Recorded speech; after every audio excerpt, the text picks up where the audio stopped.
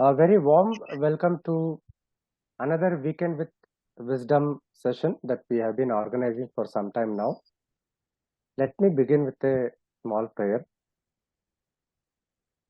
Vakratunda Mahakaya Koti Surya Samaprabha Nirvignam Kurume Deva Sarvakaryeshu Sarvada Shri Gurubhyo Namaha Hari Om.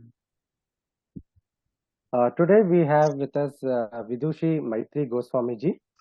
Very warm welcome to Maitri ji. Thank you for accepting our invitation. And she will be speaking on the topic of Bhakti as per Shri Vallabhacharya. As many of you know, Shri Vallabhacharya was among the great acharyas who propounded his own stream of Vedanta and Bhakti Marga, largely based on Bhagavatam and other Upanishads, Bhagavatam and its Shastras. So Maitri ji will be speaking about how Bhakti evolved in all these different teachings and how they culminated and harmonized in by Shri Vallabhacharya. Before we move on, just a brief introduction to the speaker. Vidushi Maitri ji is a Vaishnavite by faith and a student of Vedanta, Bharatiya culture and Samskrita Shastras. She has pursued her MA from Sampurnananda Vishwavidyalaya, Varanasi, with Vedanta as her main subject. She is the 17th descendant of Mahaprabhu Shri Vallabhacharya, and as such, she has been studying all the Sampradayic Shastras of Pushti Bhakti Margiya sect from her father Shri Sharad Goswami ji and her revered Guru Goswami Shri Shyam Manohar ji for the last 14 years. In addition to Sampradayic Shastras, she has also studied Samskrita Vyakaran, Nyaya, Sankhya, and other darshanas such as of Shankaracharya, Madhvacharya, Ramanujacharya, and others. And she also currently teaches the Shastras of Vallabhacharya, and she is working with her father at Shri Vallabhacharya Vidyapeeth, established in Gujarat, for publishing, preserving, and teaching the Vaidika Shastras and Granthas written in the Vallabha Sampradaya. She also teaches Vallabh Vedant in a diploma course run by the Department of Philosophy, University of Mumbai, and is working as a faculty in an online course regarding life and works of Vallabhacharya. I think that course is over for Indica courses, if I am not mistaken. Yeah, it is by Indica courses only. Yeah, it got over, I think, or is it still running? Yeah, 4 classes are remaining. We are about to finish. Okay, wonderful. Once again, a very warm welcome to Maitri ji. Please start your session and viewers, last 15 minutes. If there are any questions, she will take it up. Thank you. Please go ahead. Sure.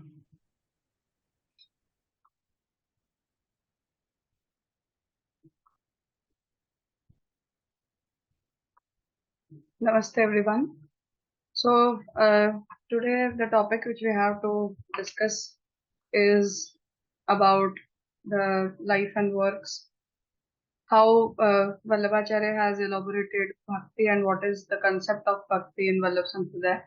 Though this can be a very detailed subject, because as an Acharya of Bhakti Sampradaya, this is the core principle for which Mahaprabhu dedicated his whole life and all his writings and preachings. So we can elaborate it in all the possible ways. But as of now, in the time frame which we have of 4 hours, I'll try to discuss the important aspects of Pushti Bhakti and how Mahaprabhu has accepted the development of Bhakti right from Ved to the Puran, which is Shrimad Bhagavat, Gita, Narad Bhakti Sutra and Shandilya Bhakti Sutra, and ultimately in the format of his Sampradayika Bhakti. So this will be the flow of this talk. So I'll try to make things easy as much as possible. and there are some excerpts from the Shastras, so they will be going in Sanskrit, but I'll try to explain the crust of the same in English as much as possible. And at the end, as Nitinji said, that we will be open for question and answer session. So all your questions you can write in the chat box. In between as well, if there are some prompt questions, I'll answer those at the end, and you people would be allowed to speak as well. So yeah, thank you for joining. Let us start. Just a clarification, they would be allowed to speak. You have to, the viewers have to put their question in the Q&A box. Okay, Thank sure. you. Fine. To start with today's subject, the first of all, we would try to understand the definition of term bhakti. Though bhakti has been explained as worship towards a deity in general, and that's the prompt thought which comes to our mind whenever we listen to the term bhakti, that it is directed towards a devata. But today I'll try to discuss those aspects which Mahaprabhu has discussed in his text Tattvartha Deep Nibandh, where he wants to say that bhakti doesn't always happens towards a particular devata, but it has many more aspects and formats. So starting from Ved till the development of bhakti in Bhagavat Mahapuran, and ultimately as a conclusion in Bhakti Sampradaya, which is known as Vallabh Sampradaya or Pushti Bhakti Sampradaya. So to start with the term bhakti, Bhagavan in Shrimad Bhagavat, while having conversation with his devotee Uddhav in the 11th canto, he says that Yogastrayo maya proktaha nranam shreyo viditsaya jnanam karma cha bhaktischa nopayonyosti kutrachit. So there he establishes bhakti as a purusharth, and he explains that for the attainment of liberation or for the attainment of higher fruits, I have elaborated three paths, three methods, which are karma, jnana and bhakti. So although these three methods have been considered to be independent and different from each other, but they do find some merging points with each other as well. And that's why Mahaprabhu says that in spite of the yoga, the term here, yoga means to be affiliated or the method for attaching ourselves with Bhagavan or Brahma or the ultimate reality. So that the yoga term is to get yukta, to be attached, to be affiliated with. So in that way, Bhagavan explains that jnana, karma and bhakti, these three methods have been explained. And among these two methods, we have bhakti purusharth. Bhakti is also understood as a purusharth for the attainment of fruit. And as per the tradition of Vallabh Sampradaya, according to Mahaprabhu, it is Panchama Purusharth. It means it goes above Dharma, Artha, Kam and Moksha. So all these four Purusharths also find their affiliation with Bhakti, and Bhakti can also be fulfilled as an independent Purusharth. We would be understanding this concept later on when we will get into the core Sampradayik aspects of Bhakti. But as of now, in general, Bhakti, the term Bhakti has been formed out of two terms, which is Bhaja and Tin Pratyay. So Bhaj is the root form and Tin Pratyay, which ultimately means to worship. Whom to worship, how to worship, what should be the format of worship, and what should be the temperament behind the worship. These are the things which are to be discussed for distinguishing the various aspects of bhakti. The most common definition of bhakti, which has also accepted by Mahaprabhu Shri Vallabhacharya, and he accepted it from Narada Pancharatha, where he says that Mahatmya Jnana Purvastu Sudradaha Sarvatodika Sneho Bhakti. So to worship with love. So he is adding one factor, that it is just not about the worship, but that worship is supposed to be with love, along with love. So this definition explains that Mahatmya Jnana Purvastu. It means first of all you need to know the importance of whom you are worshipping, towards whom your bhakti is being directed. It should be of sudrada nature. It means it should be of firm nature. It should not be lingering. And Sarvatodika, it means above everything and everyone, you need to love that object towards whom you have directed your worship. So that sort of sneha or love towards the deity is known as bhakti. This definition of bhakti has been from Narada Pancharatra, and Mahaprabhu has given this definition of bhakti in his writings. The next definition again, which we find in Garud Puran, says that Bhaja ityesha vai dhatuhu sevayam prakirtitah. So that the dhatu, it means the root form, which is Bhaja, it stands for seva. It means to serve someone. Now, how to serve, format of serving, and the temperament behind the serving, again, these are the different aspects to be discussed. But Bhaja, this root form stands for seva. It means the service towards someone. Tasmat seva buddhaihi prokta bhakti shabdena bhuyasi. So there Garud Puran explains that that's why seva is bhakti and bhakti is seva. So with bhakti, with the term bhakti, we are directing that service towards someone, and that's what the term bhakti means. So seva and bhakti, again, these two terms have been explained as synonymous to each other in Garud Puran. And Shandilya Bhakti Sutra says that bhakti is sa paranurakti ishware. So towards the Ishwar, towards the ultimate reality, it is para anurakti. So anurakti is again the term rati stands for love, and paranurakti, it means the love which is above everything, the utmost love, the most superior nature of love. So these are the various definitions of bhakti which we find. And with these definitions, we can understand that we have many aspects to be discussed with bhakti. It is just not about serving someone. It is not about performing some puja. It is just not about performing some worship. But it has many temperaments and formats affiliated with the concept. So we will be going through all those in a flow. To start with the philosophical concept of bhakti, Mahaprabhu considers the origin of bhakti from Ananda attribute of Brahman.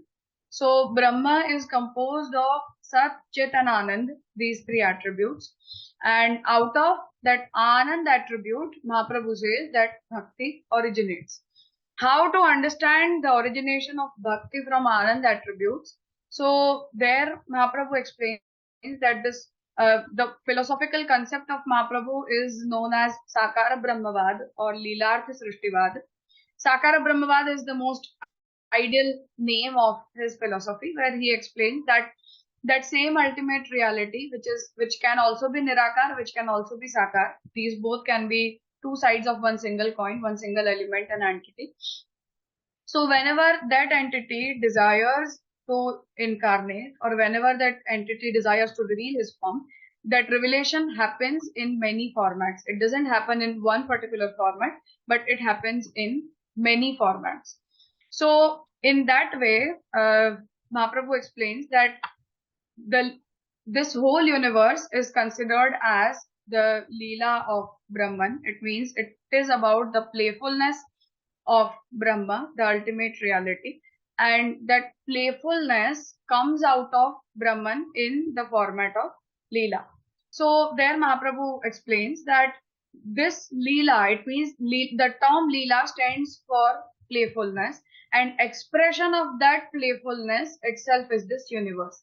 So once you understand this universe to be an playful act of Brahman, it means that you are understanding that he has unlimited desires in his heart, and all those desires, all those playfulness comes out in form of this universe.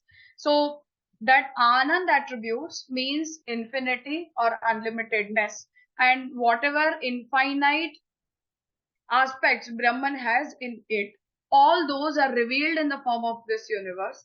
And that's why this universe is an expression of Anand attribute, the playfulness of Brahman. And that same thing is explained in Shrimad Bhagavat, where Bhagavat explains that Srishtyadinam Leelatve Gyate Bhakti Bhavati Na Karyatve. So this universe is a karya of Brahman. It means Brahman performs the act of creating this universe. But till the moment we are considering this to be a mere act, we cannot be a devotee of that deity. But once you start understanding this universe to be Leela, it means the playfulness of Brahman. In that case, you can be devoted towards that deity by appreciating this beautiful act.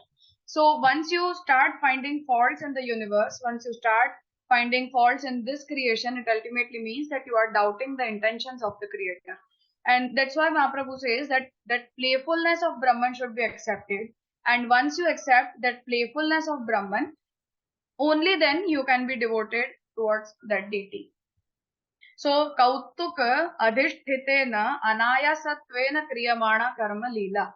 So, here Bhagavat is giving the definition of the term lila, that Kautuka adhishthitena. It means whenever we are surprised by something, whenever we are amazed out of some creation or something which is in front of us, that amazement or that amusement or that fascination of the creation happens in the heart of Brahman, which is accepted in which is explained in Upanishad as Raso Vaisaha. So Brahman is Rasarup, and this Rasarupata of Brahman is expressed through this universe. So Bhagavat is using the term Kautuk for that particular instance, that it is Kautuk. It means unlimitedness in the core of Brahmic Ananda. It comes out in the form of this universe. And in that adhishthan, it means by taking refuge in that kautuk, that amazement, the surprisingness or that fascination of Brahman, anayasatvena kriyamana karma is known as Leela. It means all of a sudden something comes out of you, and that's how Brahman fascinates himself by his own creation, and that playfulness of Brahman is explained in the form of Leela. So, the Leela is also explained as a Haituk karma. It means which is purposeless. It doesn't has any sort of purpose behind what is being done or what has been done. So this universe has not been created out of any purpose for fulfilling any sort of purpose, but it is just an expression of playfulness of Brahman. And once we understand that playfulness, we can be devoted towards the Brahman or the form which we want to worship, who is the creator of this whole universe. And that's how bhakti finds its origin from the Anand attribute of Brahman or from the Leela of Brahman. So Leela equals to bhakti. In this way, we can give this equation that Leela or this playfulness itself is known as bhakti. Mahaprabhu explains this in his writing, Tattvardhadip Nibandh, that Ekah katham anekada srishtim karoti iti ashankya aha achintyananta shaktehi tad. So there Mahaprabhu says that one Brahman, how does he create universe in multiple ways? It means how such diversity comes out of Brahman and what is the purpose of all these diversities. So there he says that Brahman has achintya and ananta shakti. It means he has the powers in Brahman are beyond our mind, beyond our understanding. They are beyond our countings. And yad etad upadyate ata eva shrutau bhedaha srishti uktaha hi anekada. And that's why for explaining the diversity and multiplicity of Brahman, Shruti, the Vedas are explaining this universe in multiple ways and multiplicity of this universe. Anekada srishti kathanasya prayojanam ahu yatha kathanchit mahatmyam tasya sarvatra varnyate bhajanasyaiva siddhyartham tattvamasyaadikam tatha. So there Mahaprabhu explains this particular thing, that the way universe, the multiplicity of this universe is being explained in Shruti, in the Vedas, it clearly means that Shruti or the Vedas wants to explain the glory of Brahman. The way in Bhagavad Gita, Bhagavan says that Vedashya sarvai rahameva vedyo vedanta krit veda vedeva chaham. So I am the creator of the Vedant. I am the only one who knows the crust of the Vedas. And all the Vedic statements are ultimately for elaborating my form only. So that's why the same statement is being explained by Mahaprabhu in this way, that yatha kathanchit mahatmyam, what is the glory of that deity, what is the glory of that ultimate reality, that glory is being explained in the Vedas. And what is the purpose of glory or elaboration of glory? Then that elaboration of glory is for the sake of developing the emotion of devotion or bhakti in the heart of humans. So Vedanam Bhagavan Mahatmya Pratipadakatvam. So all the Vedic Shastras are ultimately for explaining the glory of Brahman. Mahatmya Dhyanasya Upayogam Aha. What is the usage of understanding that glory? Bhajanasyaiva Siddhyartham. So ultimately you have to be devoted towards the ultimate reality whose glory is being elaborated. So Bhakti Siddhyartham. Now, so it is ultimately for the sake of Bhakti. भक्तेः अंशद्वयम् इति द्वितीयांशम् आह तत्त्वमस्यादिकं तथा कथयति. Now, once you understand that deity to be your Atma, to be in the form of your soul, who is residing in your soul, who has elaborated his own self in your form as well. It means all the sentient and insentient beings again are the creation of Sat and Chit attribute of Brahman. That's why when Shruti is saying that Tattvamasi, it means that's you, that Brahman is you. You are that Tattva itself. So it clearly means that Tattva is residing in your Atma. And once you understand your Atma in the form of that ultimate reality, you start being devoted towards that form. Bhakti Swarupam Aha. Now here he is taking that definition. Mahatmya Dhyana Purvastu Sudradaha Sarvatodika Sneho Bhakti Iti Proktaha Taya Muktihi Nacha Anyatha. So this is the most superior path for the attainment of liberation, which that bhakti is of Sudrad and Sarvatodik nature. It is the superior most love towards the deity. Now the second definition which Mahaprabhu is giving here is Ratihi Devadi Vishaya Bhavaha Iti Abhidhiyate. So the second definition of bhakti can be that emotion of love towards Devata, towards any of the deity, is also known as bhakti. Ratihi equals to Sneha, Devattam equals to Mahatmyam. This is the way he is explaining this particular term. That Ratihi equals to Sneha, it means the emotion of love. And Devattam, the term Devata doesn't mean any particular form or any particular Devata, but it means that whomever you are worshipping, you are able to understand the glory and superiority of that particular form in front of you. So you consider yourself to be inferior, that form to be the superior, and that's how the term Devata stands here. So Ratihi Devadi Vishaya. So towards the Devata, when your love is directed, towards the glorified form your love is directed, that emotion of love is known as bhakti. How does that happen? For that Mahaprabhu says, Tad Atmatvena Gyate Bhavati. So once you know that form in the form of your Atma, in the form of your soul, you understand the glory of that particular form. Tena bhajanarthameva atmatvena tan nirupanam mahatmyancha uchyate. And that's why when the Vedas and Upanishads are explaining that same entity has developed his form or elaborated his form in the form of all the sentient and insentient objects, or that same Devata, that same Brahman is residing in your Atma. So that Atmatvena Nirupan, that Atmatvena elaboration of the Vedas is again ultimately for the sake of bhakti, for the sake of devotion. अन्यथा वाक्यद्वयं ब्रह्म प्रकरणे व्यर्थम स्यात् ब्रह्म ज्ञाने नैव पुरुषार्थ सिद्धेः. And that's why Mahaprabhu says that's why only when you understand Brahma Gyan, once you know Brahman, only then all the dharma, artha, kama, moksha and the pancham purusharth bhakti can be executed.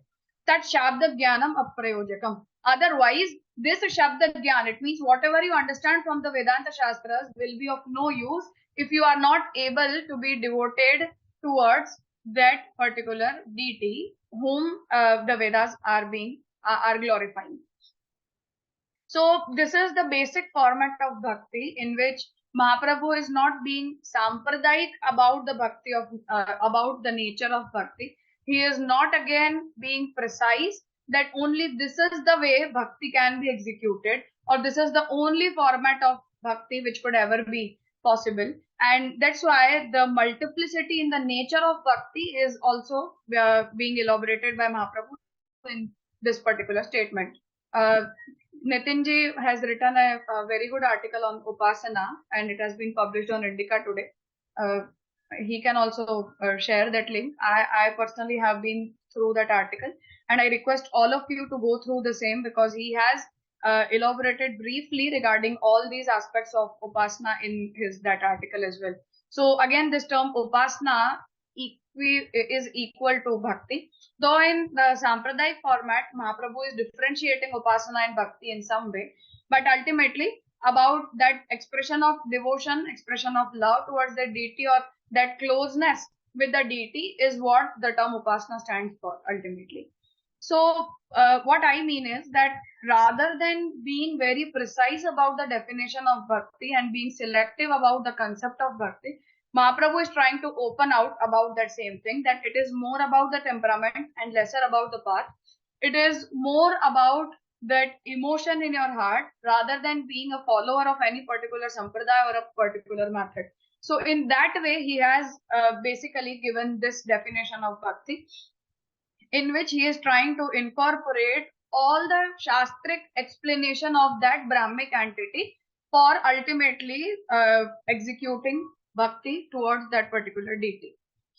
So from this juncture, now we have the first format of bhakti, which is being explained in Ved. Ved have Purvakand and Uttarkand both, in which the Purvakand stands for the karma and Uttarkand seemingly stands for Gyan. And as per the principle of Mahaprabhu Shri Vallabhacharya, bhakti remains hidden between both these kanda.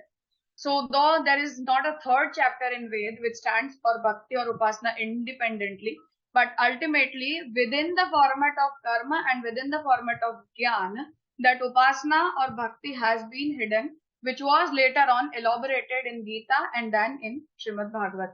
So this is the conceptual development of bhakti as per Mahaprabhu. So I would like to start it from its origin, which is the Vedic format, by considering both the chapters, which is Purvakand and Uttarkand.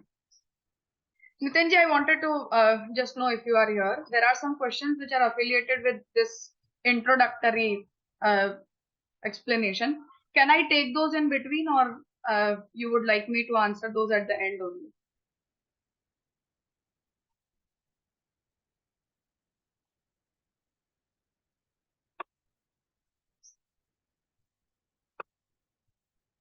Okay, I think he is not there. Yeah. Yeah, I got frozen here. Yeah. No issues. I was just asking that there are some questions which are related with this introductory explanation I gave. Can I take it up. those Yeah, questions sure. in between? Yeah, you can take it up. Instead of towards the end, you can take it up as an. Yeah, because it will go in a flow. Otherwise, Yeah, after yeah. explaining everything, that whole concept will be lost. Yeah. Please go ahead. Yeah. Okay. Thank you. So there's the first question says that bhakti as defined just now appears in both the ways or methods, which is jnana, karma and bhakti, and the goals to be attained, dharma, artha, kama, moksha and bhakti.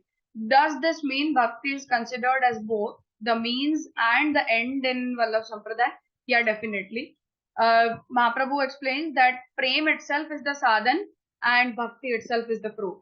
So he specifically in Sampradaya format, he is not differentiating bhakti into two parts, which is sadhan and phal. Sadhan is bhakti and phal is also bhakti.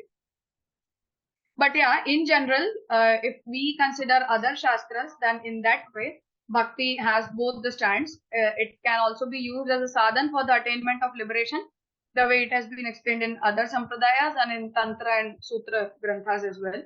And in other ways, in Vallabh Sampradayas, it is one and the same. Can bhakti as the Pancham Purusharth be explained a bit more in detail, especially when it is said that it transcends all four Purusharthas, including moksha, which is considered in other schools as the Parama Purusharth? Yeah, I'll get into that thing when I'll be explaining the Sampradaya format of bhakti. You may just wait a bit, and I'm glad that you raised this question. In both the forms of bhakti as explained indicate that the knowledge is prerequisite for bhakti. Is this correct understanding? As per Mahaprabhu, it depends upon the stage of devotion in which you are. When we are on the primary stage of devotion, definitely the knowledge of Shastras prerequisite bhakti. And for those selected beings who have the inbuilt emotion of bhakti with the grace of Bhagavan, they sometimes don't even need any knowledge, but they can directly be developing the emotion of love. But specifically in the Sampradayik format, Mahaprabhu says that it is safe side to attain the knowledge first of all, and then to develop the emotion of love towards Bhagavan for keeping it stable for a longer time. Just to clarify, we are just discussing the term bhakti, not the bhakti of Krishna, right? Yes, we are just conceptually trying to understand what bhakti as per Mahaprabhu is. It has nothing to do with deity worship as of now.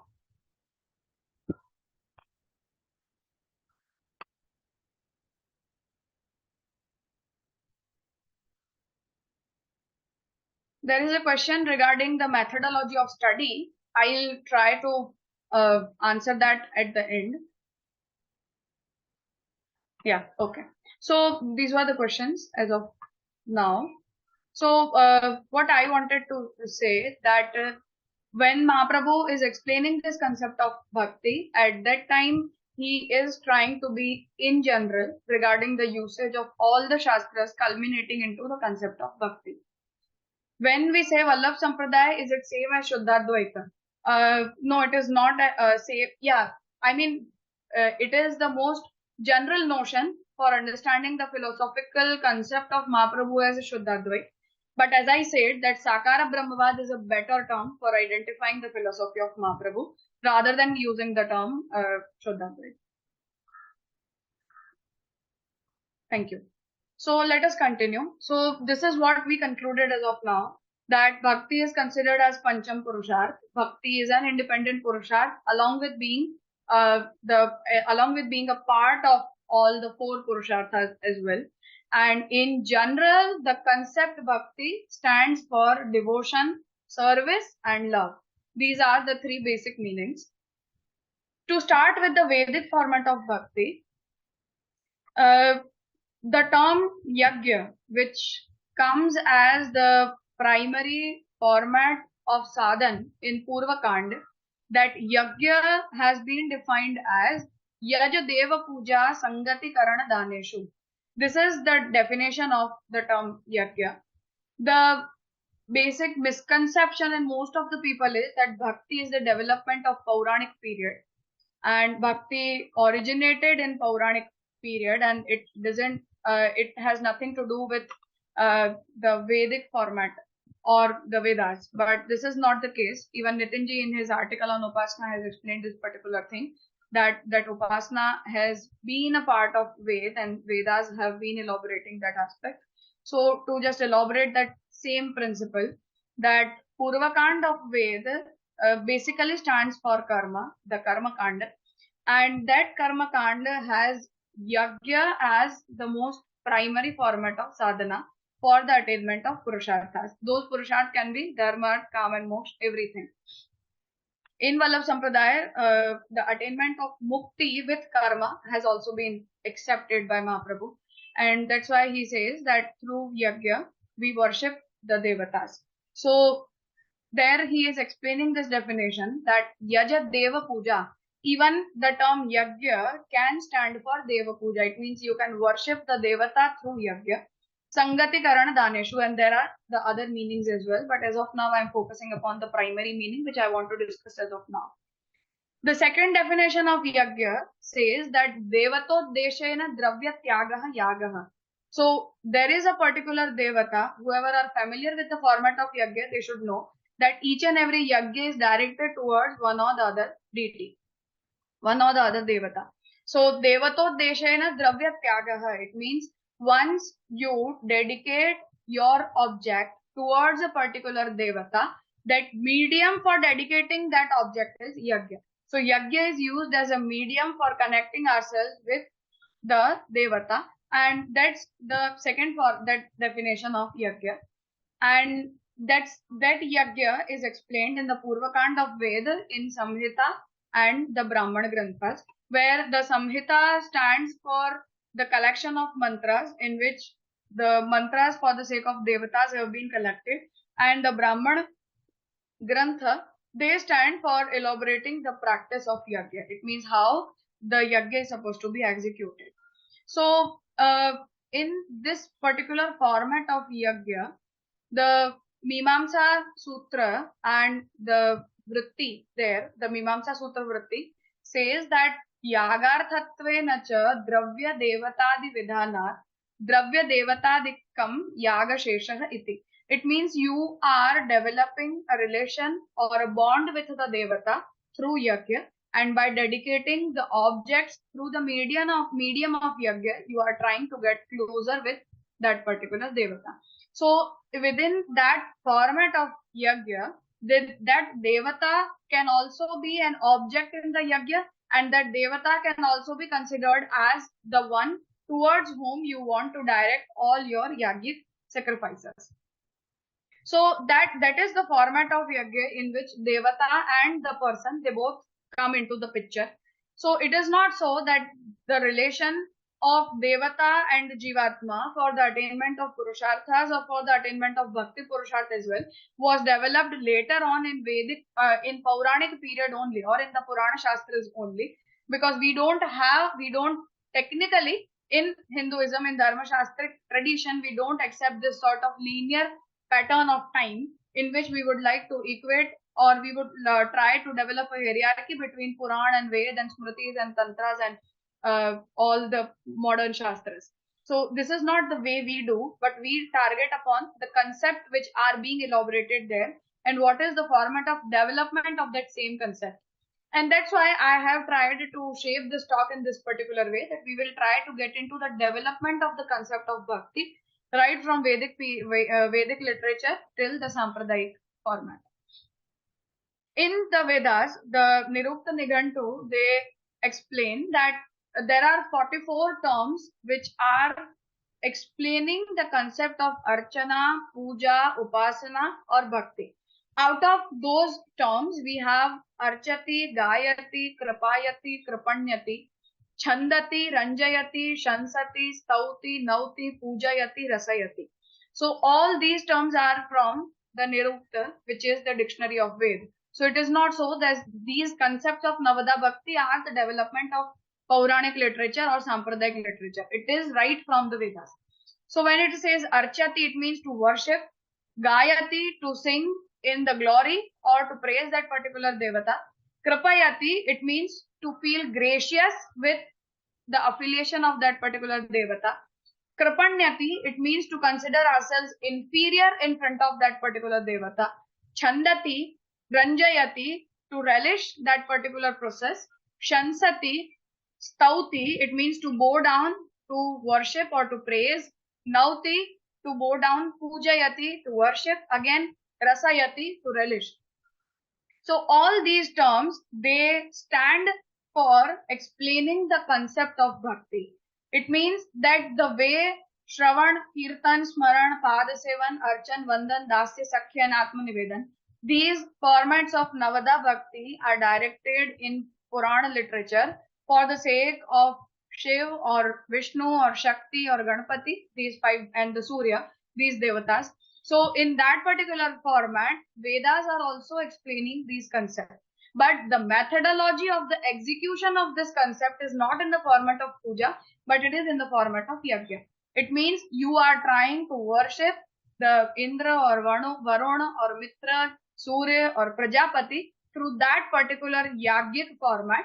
And then you are directing your emotion of love, your emotion of worshipping that devata, glorifying that devata or praising that devata through that yajnic format. And all of you can go through each and every mantra of Samhita where the devatas are being described or the form of devata is being described, or the way your worship towards the devata should be directed is being explained. In all that format, we can understand that Samhita is also trying to explain that aspect of Mahatmya Gyan, which we get into through the Purana literature. So when we follow the Pauranic literature, even at that time, for example, if I am reading Bhagavat being a Vaishnav, or if someone is going through Shiva Purana being a Shaiv, or a Shakta is going through Devi Bhagavat, in that case, you are trying to understand the form of your Devata, whom you are worshipping. So you get into the metaphysical aspect, you get into the stories, you get into the divine acts of that particular Devata. So in all those ways, the way we discuss all those things in the Puranas, same way these Shastras are also discussing that particular aspect of Devata in Vedas also. So that Samhita stands for elaborating the form of all those devatas, and that devata is worshipped through the format of yajna. So the methodology of worshipping is changed in Pauranic format, in Tantric format, and Vedic format, but the concept or the emotion of love and worship remains the same in all these aspects. So that's what I wanted to explain through this explanation of Vedic format, that we need to understand that Vedas are trying to explain this particular concept in this way. And same way, when we are trying to elaborate the form of that particular devata, at that time, we are glorifying that devata in all the ways. The Samhitas stand for glorifying those devata. So through Samhita, you understand the form of that devata, and through the execution of the Brahman texts, the Brahman Granthas, you start worshipping that devata through the format of yajna by choosing that particular devata for accepting the havish of your yajna. Chandogya Upanishad again explains that when it comes for the Vedas have been explaining the format of the devata in many ways, and there are many devatas, but ultimately they stand for one Atma only, which is residing in all those. So the way Upanishad says that Ekoham Bahusyam, that one ultimate reality elaborates itself in the multiple forms. That same way, that one soul residing in all those devatas is being worshipped through that yajna. So that Brahmic unity is being elaborated by the Upanishad, while multiplicity of the devatas is being explained in the Purvakanda.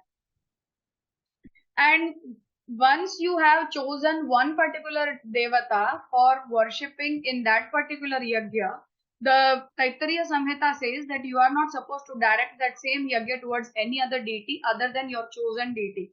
So the way Bhakti Sampradayas have the concept of Eknishtha Bhakti, it means you choose only one devata for your worship, and you are directing your devotion towards only one devata, not towards multiple devatas.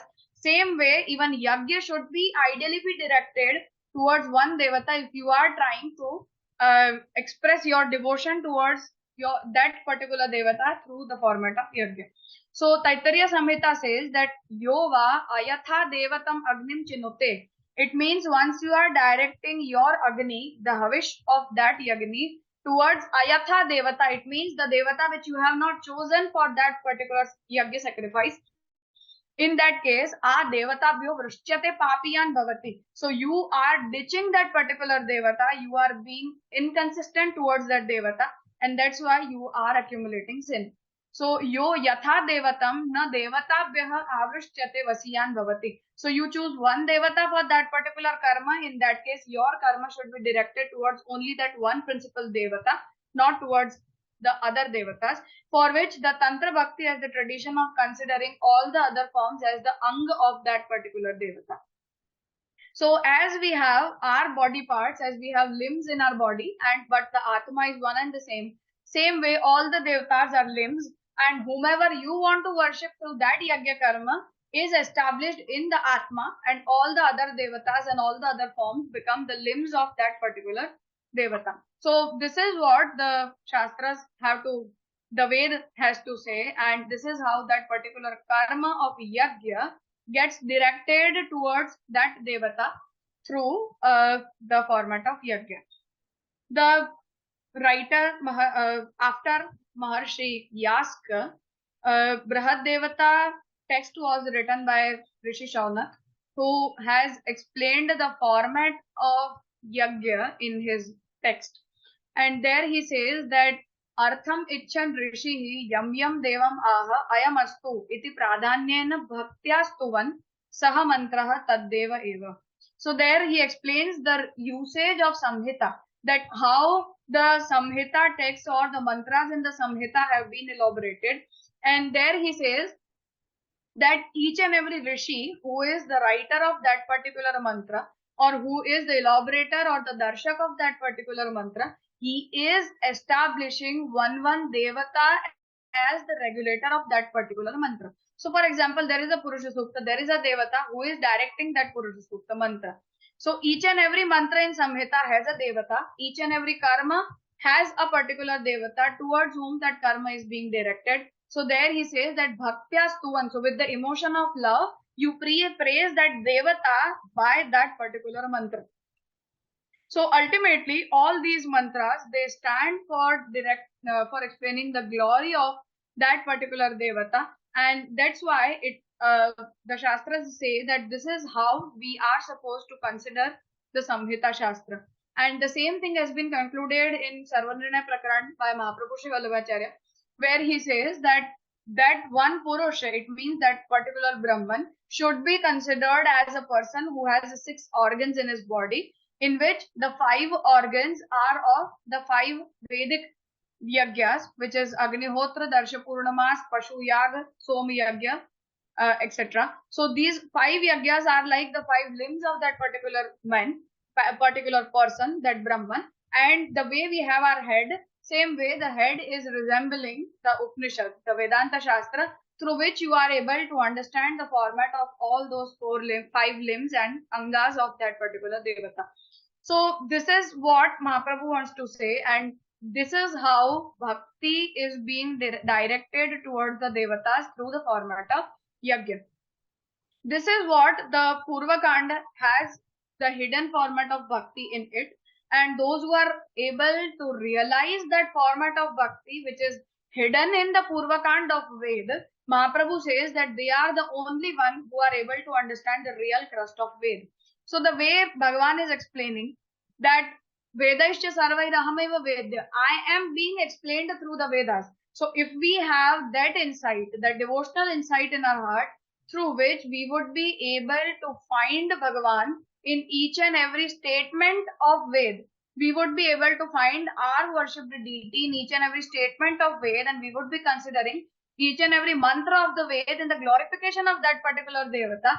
Then you are considered as the real person who has understood the crust of Vedas. Other than that, being selfish when we are trying to direct everything towards us for the attainment of fruits, in that case, Mahaprabhu says that it is not a good use of faith. And that's why for the fruitfulness of the Vedas, Mahaprabhu explained that through the method of karma, one who is Brahmagyani, and along with the bhakti towards Yajna Narayan, that person attains the Yajna Narayan. One who is directing himself without Brahmagyan, but he is performing Nishkama Yajna Karma, in that case he attains Chitta Shuddhi. And at the end, one who is Sakam, it means one who wants to attain fruits through the methods of Yajna and through the methods of Karma. In that case, they would be attaining the perishable fruits only. And what is the purpose of all those attainment of perishable fruits? Mahaprabhu says that they are ultimately for directing the person towards the path of devotion, so that you can be inspired towards the path of attainment of ultimate fruits rather than the perishable fruits. So this is the whole Vedic format of bhakti which Mahaprabhu wants to conclude, basically from the Purva Kanda of Ved, where he explains that yajnas are also supposed to be considered as the format of devotion only, as the format of worship only, not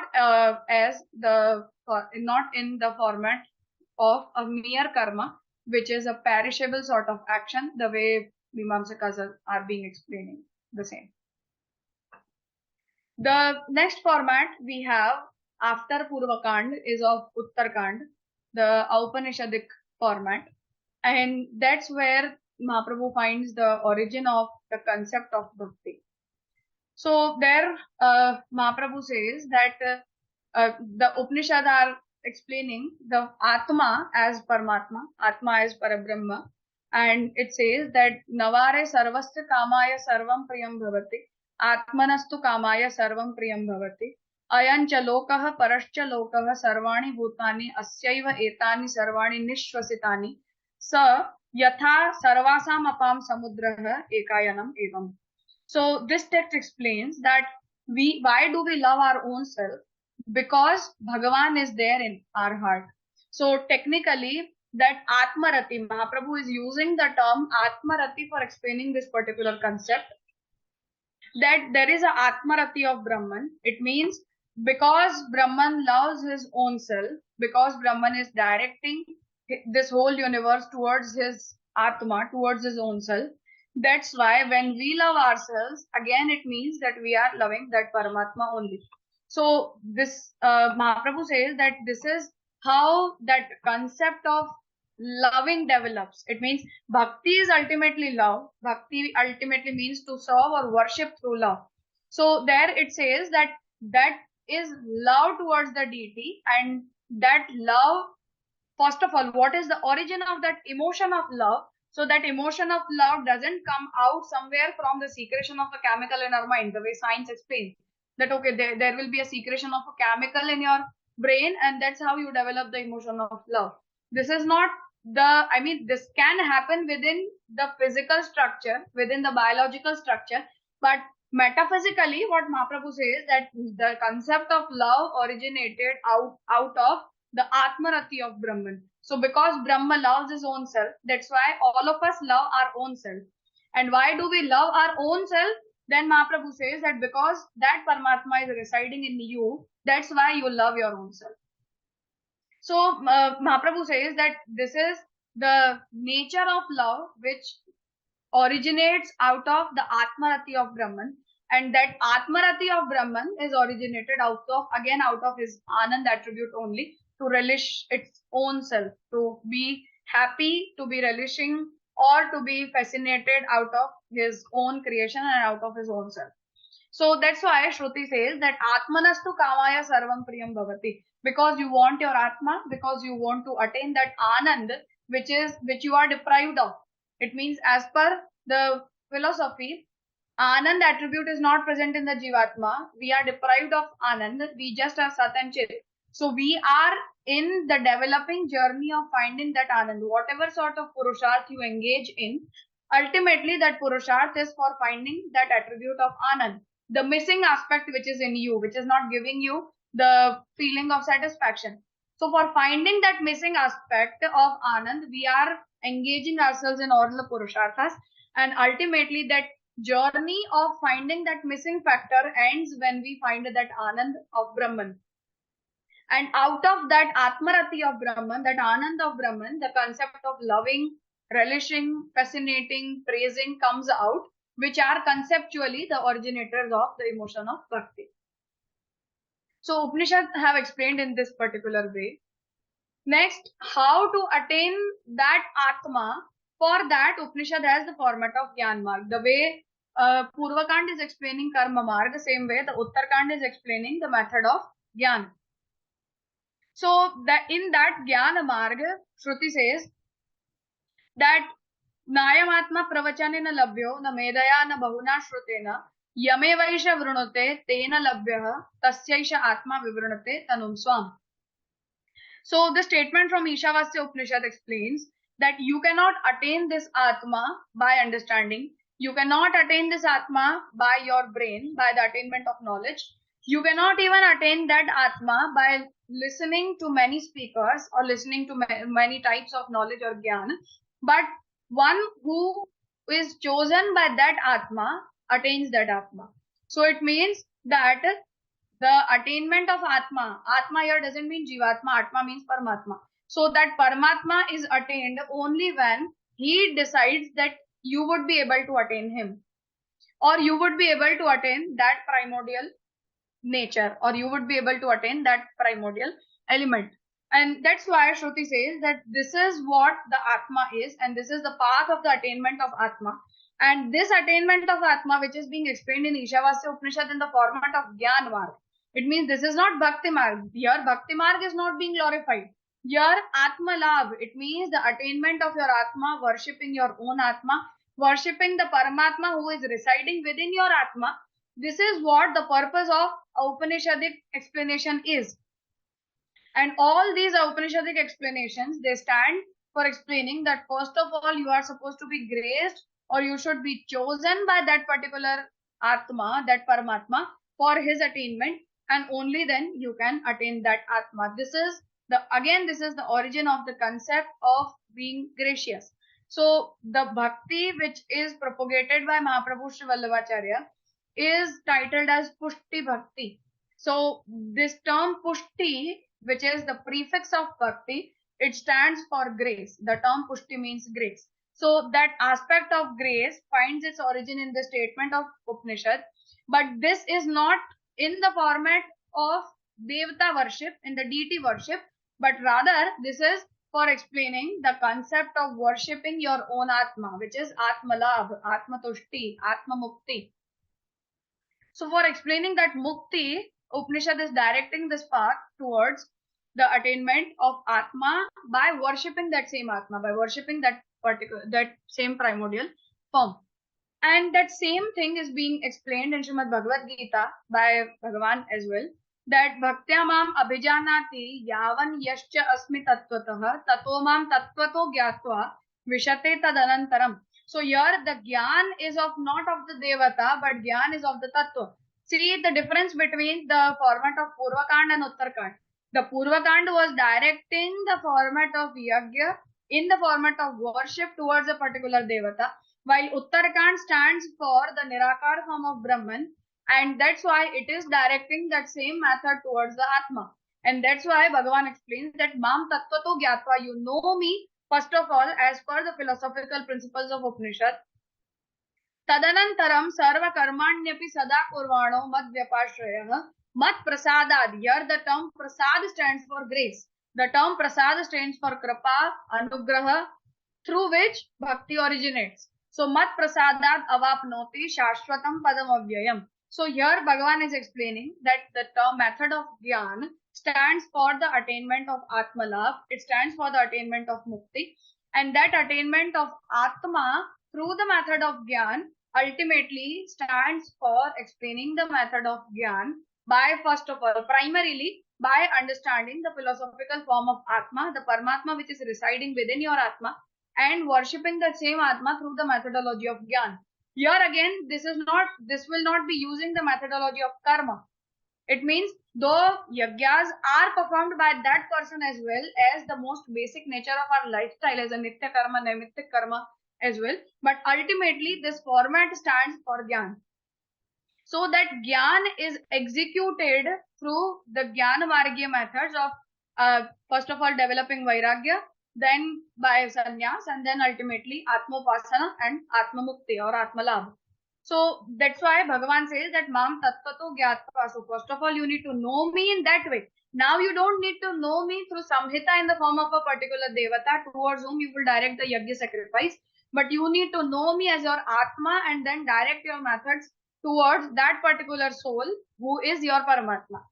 And that same thing can be attained through that form. And the same thing is being explained by Bhagavan as well, that with this bhakti, bhaktya tu ananyaya shakto aham evam vidorjuna gyatum drashtum cha tattvena praveshtum cha parantapa.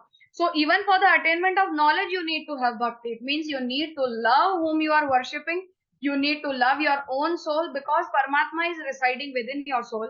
And by loving, that emotion of love which is directed towards your Atma, thereby to the Paramatma, for understanding that tattva as well, you need to direct yourself towards that tattva through the emotion of love and bhakti only. It cannot be without that sort of emotion which would be without love. So that knowledge is again directed with the emotion of love, not without love. So this is what the format of Gyan Marga has to say.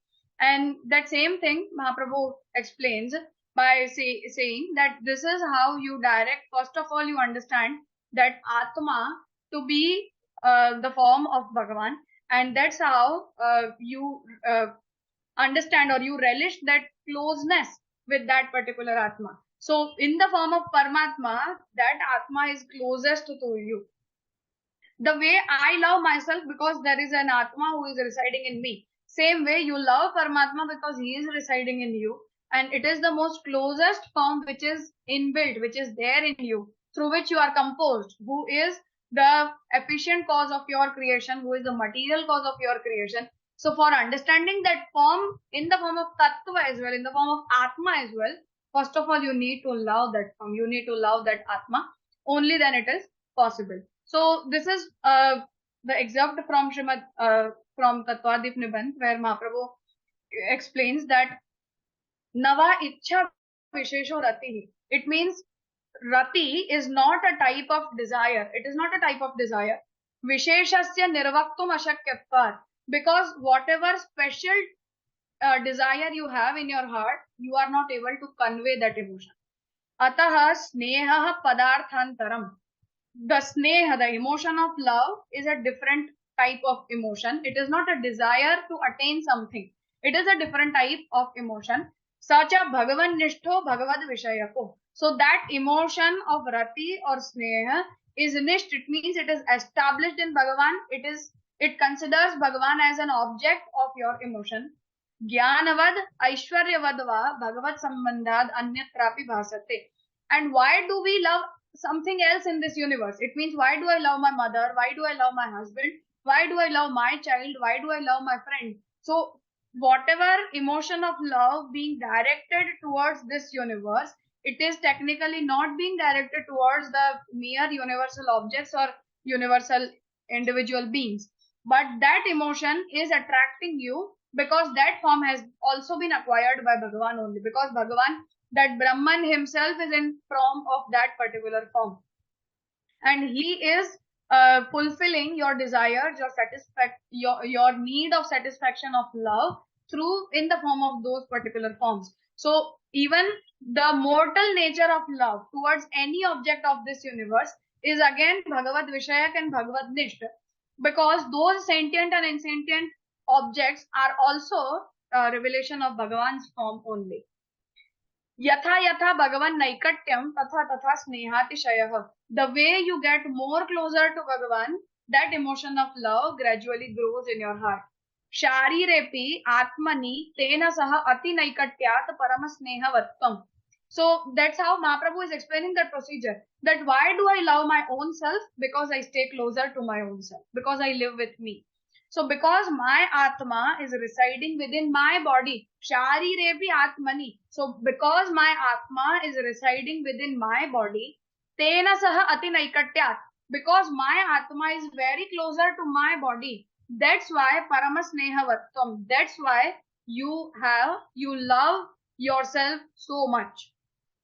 Evam adhyasena anyatra. And because the way you remain closer, that Atma remains closer to you, that's why you are compelled to love your Atma. Same way, whatever object or whoever person is closer to you, you tend to love that. So that emotion of Atmarati grows within you with the emotion of Bhagavan only, because of Bhagavan only. And that emotion ultimately catches you or attracts you. That emotion attracts the mortal objects and mortal individual beings as well. So this is the concept of bhakti which Mahaprabhu wants to, I want to emphasize upon, is not about the Sampradayik format. That would be just be a negligible aspect, negligible part of Mahaprabhu's explanation and his theory. But what the way Mahaprabhu want to explain the concept of bhakti is not just directed towards Krishna, not just directed towards any devata in particular, but even for mortal objects, Mahaprabhu is saying that because the way you live near your soul and you love your own self, that same way when you live near anything in this universe, anyone in this universe, you tend to love that person, you tend to love that object.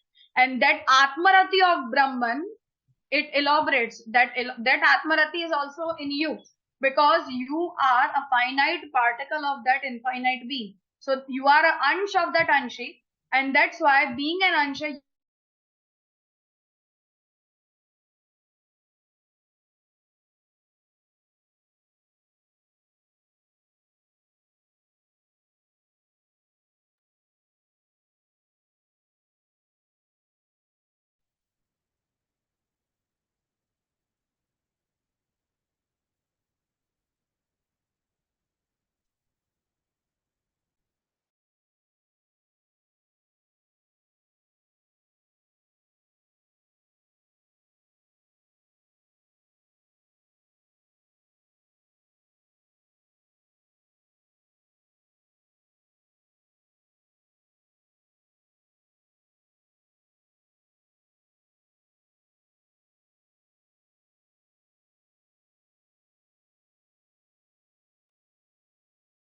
Yeah. Sorry. Yeah. I lost the electricity connection, so Wi-Fi was stopped. It's okay. It's okay. Please continue. Yeah, I'll continue. So yeah, this is what the Jnanamargiya format of bhakti is, as Mahaprabhu is explaining the same thing in accordance with the Atmarati. And this is the way Atmalabha, Atmamukti or Moksha, which is towards the attainment of our own Atma, is being explained in the Upanishads, which ultimately grows in the format of the desire of mukti. So when we desire mukti, when we desire to attain liberation or moksha, at that time, that desire of the attainment of liberation ultimately comes out of that Atmarati of you, which has been originated from the Brahmic aspect, from the Ananda and Chit attribute of Brahman.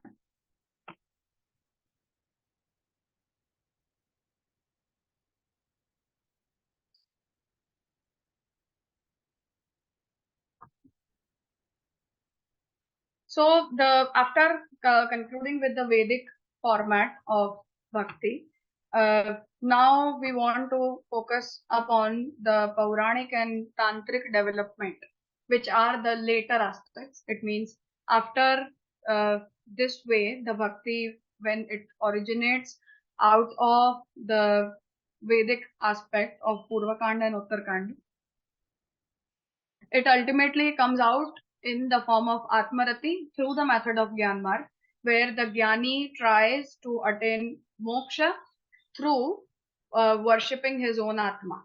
So that Atmalabha is also a type of worship. It is also a type of mukti, which is attained through devotion. And on the other end, when it is about karma, in that case, the devatas are explained as the limbs of that Brahman, the ultimate Brahman, and then it gradually, that emotion towards that Brahman gradually grows in the form of those personified devatas who are praised through samhitas, and then a person directs the yagyic karma towards them. So this is ultimately the format of bhakti as explained in Vedas. And the Atmarati, for specifically for Atmarati, this Atmarati term is again not an independent innovation of Mahaprabhu, or Mahaprabhu is not coining this particular term, but it comes out of the Upanishads only. The Chandogya Upanishad explains that Aitadatmyam idam sarvam. It means this whole universe is composed out of that one Atma. Eshaha Brahmalokaha, Esha Asya Paramagatihi. So the attainment of that Brahmalok, where that Brahma resides or where that Brahma sustains, it is the ultimate fruit. Esha Asya Parama Sampad. It means that is the ultimate attainment or the ultimate development of that Brahman. Esho Asya Paramo Lokaha. The same place is the Lok of Brahma. Esho Asya Paramaha Anandaha. It means the way he has elaborated this loka, the way he has glorified this loka, it means that it is the expression of his Parama Ananda. It means his own fascination and relishment. Etasyaiva anyani bhutani matram upajivanti. So when we are relishing something, whatever thing we are relishing, it may be something mortal, it may be something of immortal nature. Whatever you are able to relish, that same thing we are able to relish because of the particle of Anand which we have in us. So we are able to relish because we have that particle of Anand in us. Yo vai bhuma tat sukham na alpe sukham asti. So then why do we have that quest of the attainment of that Anand if we have the particle of Anand? So it says that because we are parichinna and the Brahmic Anand is of aparichinna nature. Atmaiva idam sarvam iti sava eshaha evam pashyan evam manvanaha evam vijanan atmaratihi atmakridaha atmamithunaha atmanandaha swarat bhavati. So what is the fruit of Atmalabha, or how do you relish that Atmalabha when you attain the ultimatum? It means when you attain that Atma, when you attain that ultimate soul, how do you relish that ultimate soul?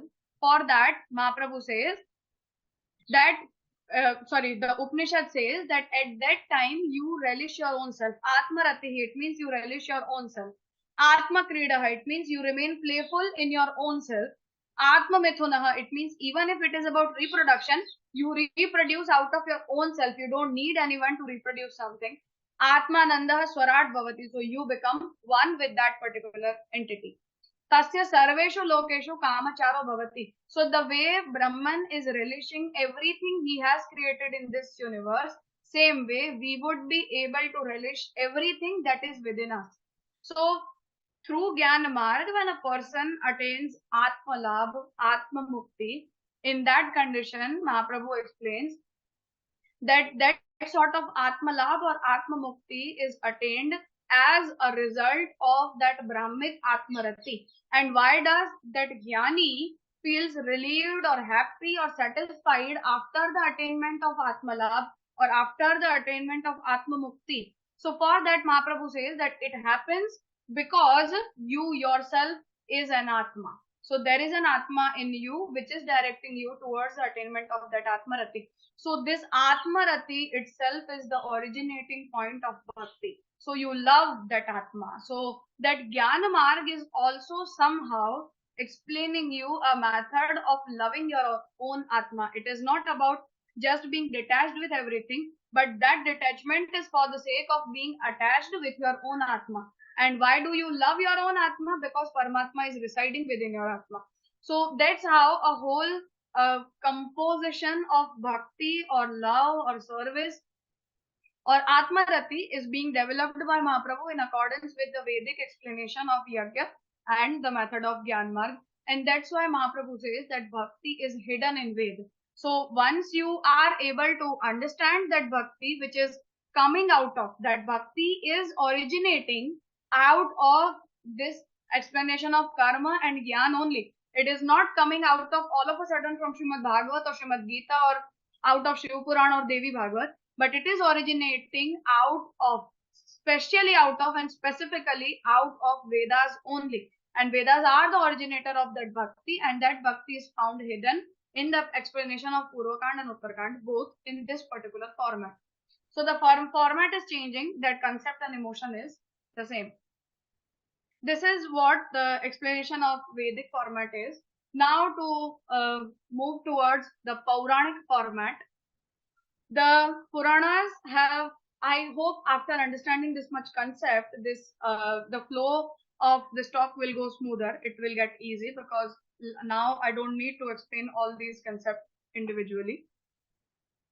So Mahaprabhu explained here that in the Pauranic format, that same aspect of bhakti or atmarati or the desire of relishing that atma develops into the format of Navadha Bhakti, in the execution of Navadha Bhakti, where Atma Nivedan is considered to be the superior most stage, or Atma Nivedan is considered as the most superior format of Bhakti.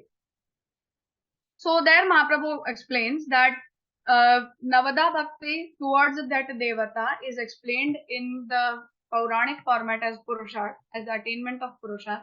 So even your duty, your dharma is to worship that Devata towards whomever you want to direct your worship. It can be towards Shiv, it can be towards Vishnu, it can be towards Shakti, Ganapati and Surya. So even your dharma, even your artha, it means the attainment of objects, even the desire of relishing the universe or universal objects in the form of Kama Purusharth, and the Moksha Purusharth, attainment of liberation, and ultimately the Bhakti Purusharth, which is the Panchama Purusharth, which is superior to all these four things. Mahaprabhu says that that Bhakti is attained through the Devata, and the format of that remains in the form of Purusharth. So in this way, Bhakti can also be for the attainment of Moksha. Though this format of Bhakti is not accepted in the Sampradaya format of Vallabh Sampradaya, because Mahaprabhu considers Bhakti to be superior of Mukti. So Bhakti is above Mukti.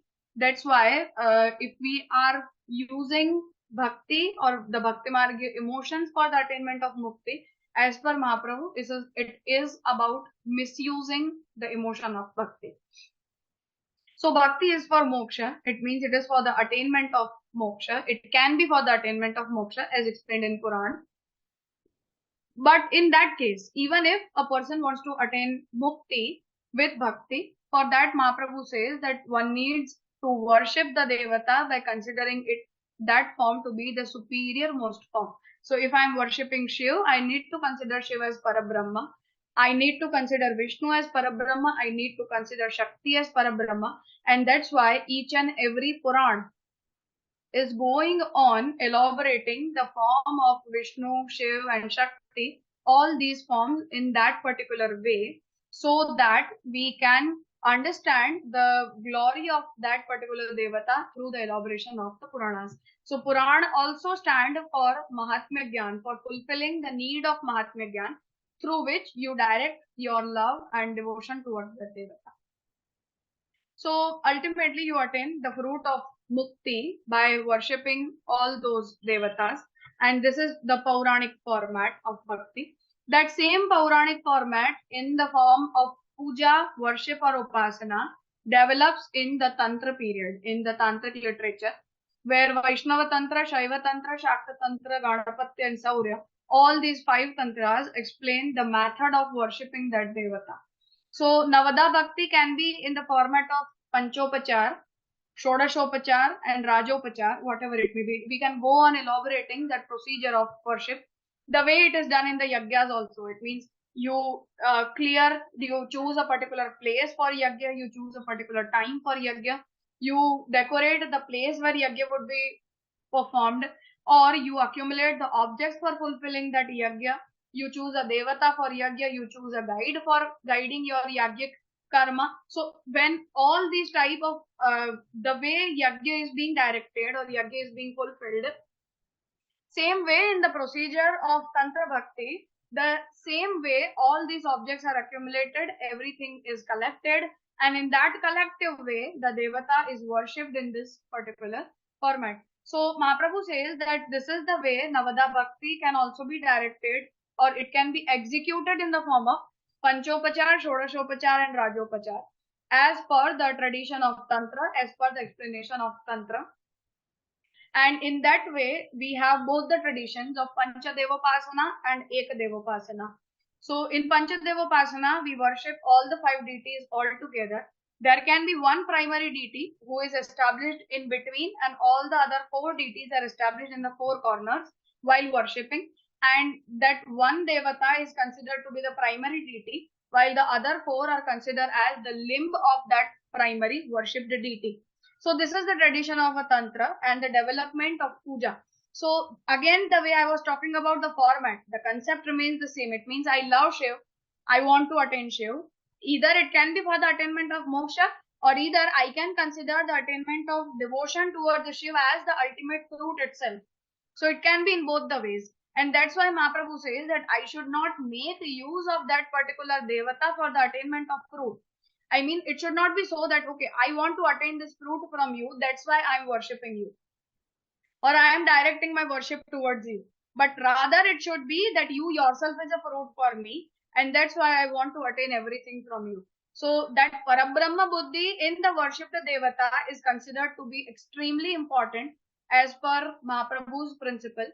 And that's why Mahaprabhu says that this is how you are supposed to practice your devotion. And that single devata, the primary devata, should be worshipped empathetically, and no one else other than that devata should be worshipped after that. All the devatas are respected, but they are not worshipped.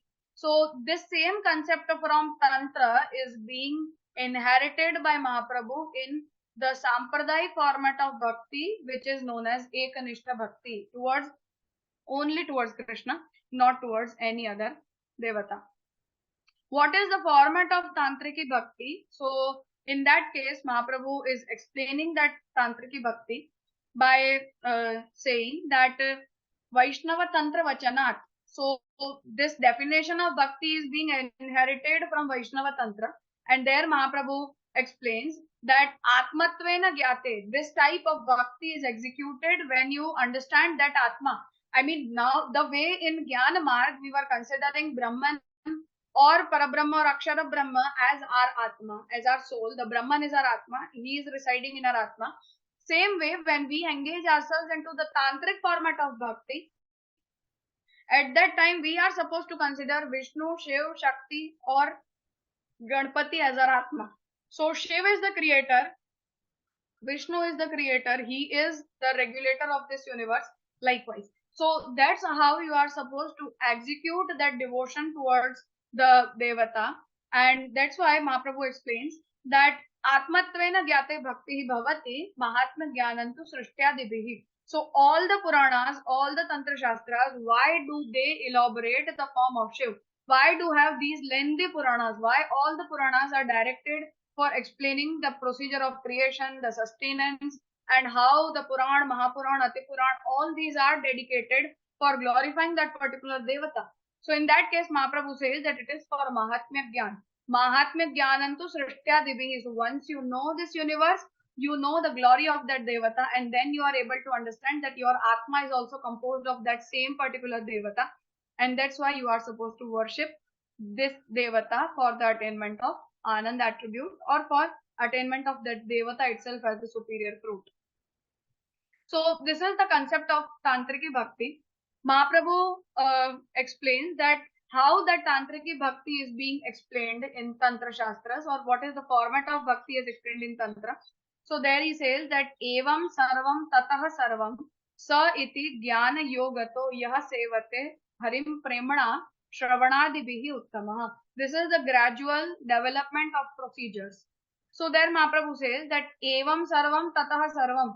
This is Brahman, everything is Brahman. Sa iti Jnana Yogato. You know this by Jnana Yoga. You attain the knowledge and you know that everything is Brahman. Yah Sevate, by understanding this type, with this sort of understanding and knowledge, whom you serve, whom you worship. Harim Premna. But how to serve or how to worship? So Premna. It should be worship. He should be worshipped with love. Shravanadibihi Uttamaha. So here the role of Navadha Bhakti comes. That after the attainment of knowledge, you need to serve that particular Devata with utmost love towards him. So Shravanadibihi Uttamaha. Prema Bhave Madhyamaha Syat. So if you don't love that Devata, but you just know his glory, you understand his superiority, in that case, your bhakti is of madhyama nature. Jnana bhave tatha ubayor api abhave tu papa nashah tato bhavet. But you don't even have any knowledge, you don't even have any sort of love towards the Bhagavan. In that case, only chitta shuddhi will happen. It means because you are engaging yourself in some or the other type of spiritual activity rather than being involved in biological or the universal mere social activities. That's why Papa Nash, it means Chitta Shuddhi will happen. Through Chitta Shuddhi, you attain Gyan, and through Gyan, you develop love. This would be the procedure as per the Tantra. Evam Sarvam Nishchitya Sarvam Bhagavata Eva. Eva Sarvam iti Vaidik Gauna Mukhya Jnana Yuktaha. Mahaprabhu is elaborating this same concept that Evam Sarvam Nishchitya. You conclude upon this thing that yes, Vishnu is the creator. You conclude upon this thing, yes, Shiva is the Parabrahma. So, Evam Sarvam Nishchitya Sarvam Bhagavata Eva. Everything is composed out of Bhagavan only. Sa Eva Sarvam, he himself is everything. Iti Vaidik Gauna Mukhya Jnana Yuktaha. The way Ved is explaining it in primary and secondary, both the ways. So, by attainment of that Vedic knowledge, you conclude upon this concept that yes, everything is composed of Brahman. Premna Shravanadi Prakarena Bhajate. So now, once you have that emotion of love in you, how to express that love? So for that expression of love, Mahaprabhu says that Shravanadi Prakarena Bhajate. You have to worship that Devata through the methods of Shravan, Kirtan, Smaran, Padasevan, Archan, Vandan, Dasya, Sakhya, and Atmanivedan, the 9 limbs of Bhakti. Bhajate sa bhakti marge uttamaha. So that person who, after attaining the Vedic knowledge, after concluding upon the Devata, the form of your worshipped deity as your Atma, you love that Devata, and that's why you worship that Devata with love. That is considered to be the Uttam aspect of Bhakti. Shastrartha jnana bhavepi premna bhajane madhyamaha. You don't understand Shastra, it means you don't have Shastric knowledge. In that case, you have love, but you don't have Shastric knowledge. In that case, that type of Bhakti is considered as Madhyama Bhakti, the secondary nature of Bhakti. Prema Bhave Madhyamaha. So it can be in both the ways. Prema bhave madhyamah iti va jnana bhave tatha madhyamah. So because you lack knowledge, even in that case it can be the secondary nature of bhakti, and because you have lots of knowledge but you don't have the emotion of love, even in that case it will be madhyama bhakti. Adimova ubayoho abhave. It means you don't even have love, you don't even have knowledge. In that case, papa nashakatvam dharmatvam natu bhakti margah iti artha. So in that case, you are just fulfilling your duty. It means the way we fulfill our duties without being internally, wholeheartedly involved in that particular act. So without being wholeheartedly involved in that, when you just worship that deity as a part of your duty, as a part of your kartavya, as a part of your day-to-day life or practices, in that case, only papanash is the fruit of that particular act. It means you just attain the chitta shuddhi as a result of your nishkama karma, as a result of your nishkama bhakti, and that's the only fruit of this type of activity or this sort of act. So this is what Mahaprabhu is explaining through the tradition of Tantra, and he is inheriting this aspect by saying that this is how you develop the emotion of love towards the Devata, and the way Devatas have been explaining this format. The Tantras and the Puranas are explaining this format in this particular way.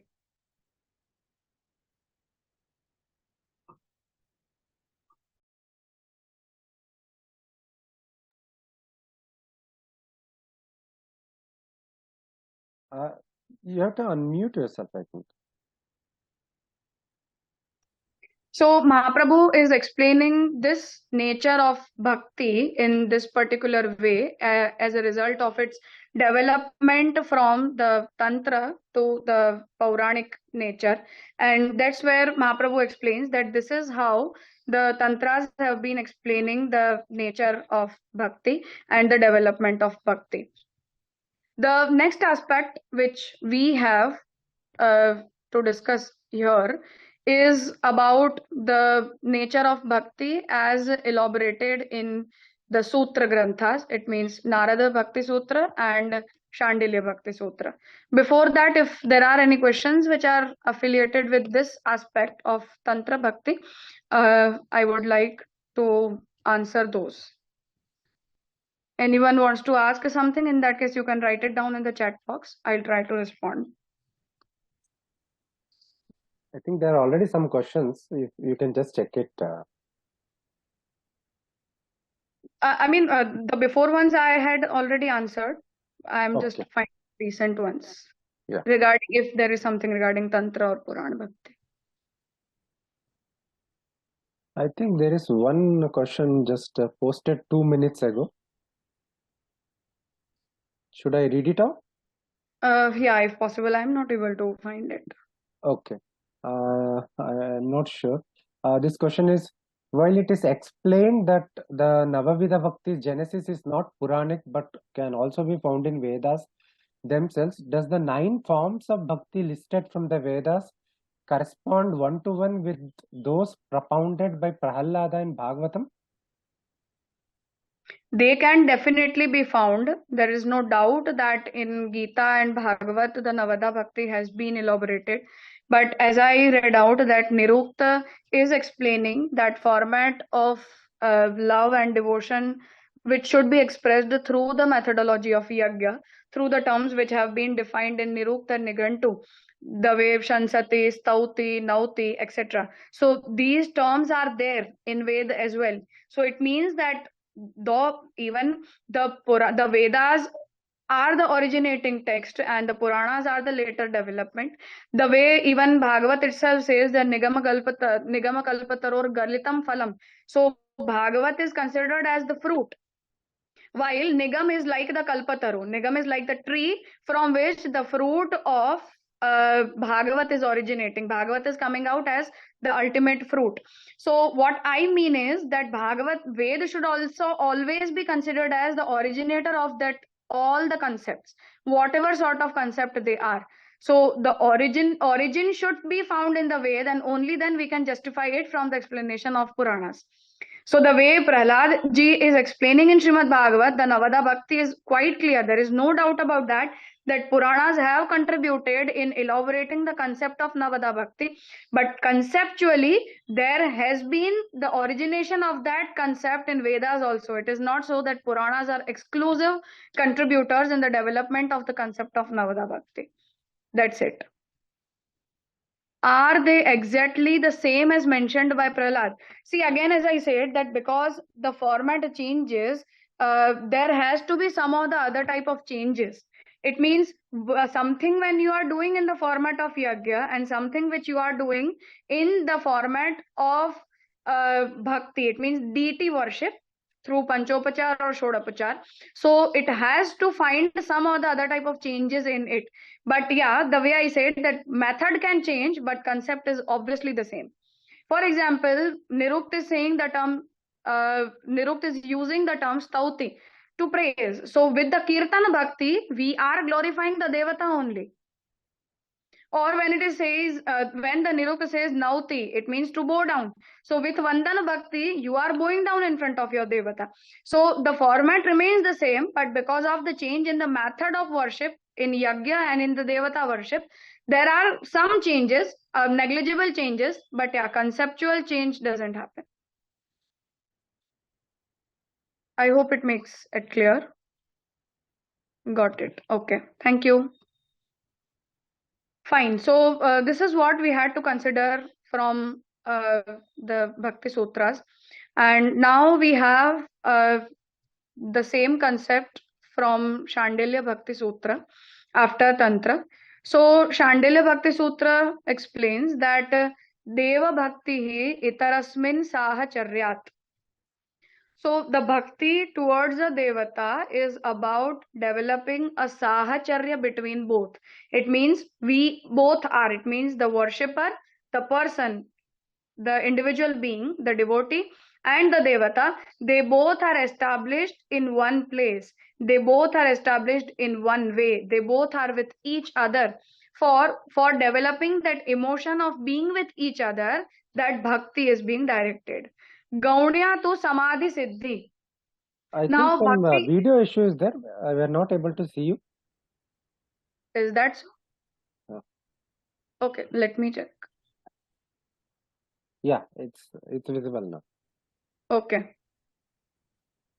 Yeah. So the Shandilya Bhakti Sutra explains that it is about a sahacharya. It means to be with each other. So the Gaudya Bhakti originates out of samadhi. So once you develop the samadhi through yogic method, you develop the samadhi in that particular devata, and through that you feel that sahacharya. The way it happened in Jnana Margya procedure, that we have that sahacharya not in a personified form, but we feel that sahacharya in the form of Atma. It means we feel that he is within us, and that's why we are able to feel that, okay, we both are with each other, or that Devata is with me. So the Jnana Margi feels that sahacharya with the Devata because the Devata resides within his Atma, resides within him. So that sahacharya is felt with in that condition of samadhi. And when it is about the Tantra Bhakti or the Paurani Bhakti, by worshipping the Devata, in that case, that Sahacharya is not felt through that yogic samadhi, but it is felt through one-to-one correspondence with each other with the act of worship. So when we perform the puja, when we perform the act of worship, at that time we feel that Sahacharya, we feel that we both are with each other. So the Shandilya Bhakti Sutras say that bhakti can be executed in both the ways. That same concept is being explained by Bhagavan in Bhagavad Gita as well, where Arjun places the question in front of Bhagavan that what sort of bhakti you consider to be superior. It means what type of bhakti is considered to be superior. The bhakti which is directed towards your nirakar form, or bhakti which is directed towards your sakar form. This conversation is there in the 12th chapter of Shrimad Bhagavad Gita. So there Bhagavan says that the bhakti which is directed towards the nirakar form is difficult to execute. On the other end, it will again, the fruit which is attained through that type of Nirakar Upasana is also not that much relishable in its nature. But on the other end, when we develop that love towards the personified form, that personified which is graciously there in front of us, it means that personification is not a forceful personification. It means that Devata has not personified out of compulsion, but Devata has personified in front of you because of your love towards that Devata. So that's why the Shandilya Bhakti Sutra says that the Sahacharya, that oneness or that correspondence which is felt through the method of Samadhi Siddhi, is the Gauna Bhakti, while the Sahacharya which is established or which is felt through the method of worship is considered to be the Mukhya nature of Bhakti. So there he says that Heya Ragatvat iti chet na uttamaha uttamaspadatvat sangavat. So there the emotion of love is more about your own self and lesser about the Atma which is residing in that, the Paramatma which is residing within you. So that's why it is not a very good nature of bhakti, but rather it is considered to be the secondary nature of bhakti.